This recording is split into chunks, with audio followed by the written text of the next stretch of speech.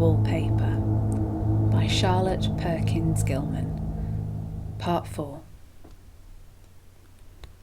I don't know why I should write this. I don't want to. I don't feel able. I know John would think it absurd, but I must say what I feel and think in some way. It is such a relief. But the effort is getting greater than the relief. Half the time now, I am awfully lazy and lie down ever so much. John says I mustn't lose my strength and has me take cod liver oil and lots of tonics and things, to say nothing of ale and wine and rare meat. Dear John, he loves me very dearly, and he hates to have me sick. I have tried to have a real, earnest, reasonable talk with him the other day, and to tell him how I'd wish he would let me go and make a visit to Cousin Henry and Julia.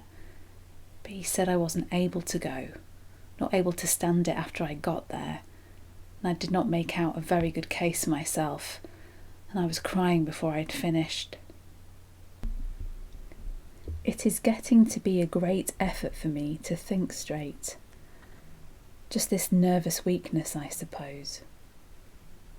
And dear John gathered me up in his arms and just carried me upstairs and laid me on the bed and sat by me and read to me till it tired my head. He said I was his darling and his comfort and all he had, and that I must take care of myself for his sake and keep well. He says no one but myself can help me out of it, and that I must use my will and self-control and not let any silly fancies run away with me. There is one comfort. The baby is well and happy and does not have to occupy this nursery with this horrid wallpaper. If we had not used it, the blessed child would have. What a fortunate escape. Why, I wouldn't have a child of mine, an impressionable little thing, live in a room for such worlds. I never thought of it before, but it is lucky that John kept me here after all. I can stand it so much easier than a baby, you see. Of course, I never mention it to them any more. I am too wise, but I keep watch of it all the same. There are things in that paper that nobody knows about but me, or ever will. Behind that outside pattern, the dim shapes get clearer every day.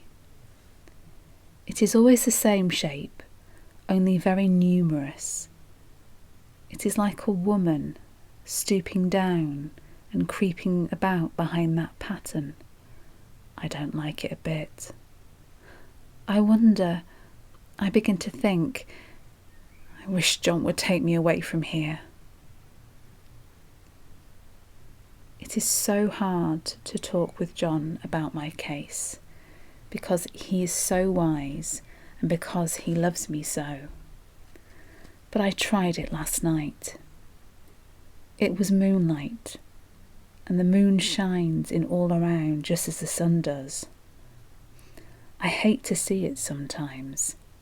It creeps so slowly and always comes in by one window or another. John was asleep, and I hated to wake him, so I kept still and watched the moonlight on that undulating wallpaper till I felt creepy. The faint figure behind seemed to shake the pattern, just as if she wanted to get out. I got up softly and went to feel and see if the paper did move, and when I came back, John was awake. "What is it, little girl?" he said. "Don't go walking about like that, you'll get cold." I thought it was a good time to talk, so I told him that I was not really gaining here and that I wish he would take me away. Why, darling, he said. Our lease will be up in 3 weeks. I can't see how to leave before. The repairs are not done at home, and I cannot possibly leave town just now. Of course, if you were in any danger, I could and would, but you really are better, dear, whether you can see it or not. I am a doctor, dear, and I know. You are gaining flesh and colour, your appetite is better. I feel really much easier about you. I don't weigh a bit more, I said.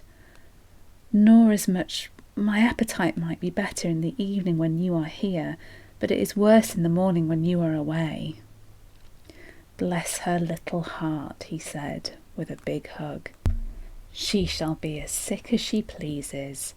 But now let's improve the shining hours by going to sleep and talk about it in the morning. And you won't go away?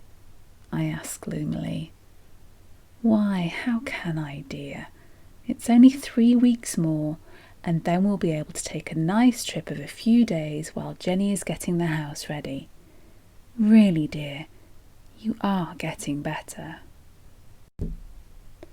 Better in body, perhaps, I began, and stopped short, for he sat up straight and looked at me with such a stern, reproachful look that I could not say another word. My darling, said he, I beg of you, for my sake, for our child's sake, as well as for your own, that you will never, for one instant, let that idea enter your mind. There is nothing so dangerous, so fascinating to a temperament like yours. It is a false and foolish fancy. Can you not trust me as a physician when I tell you?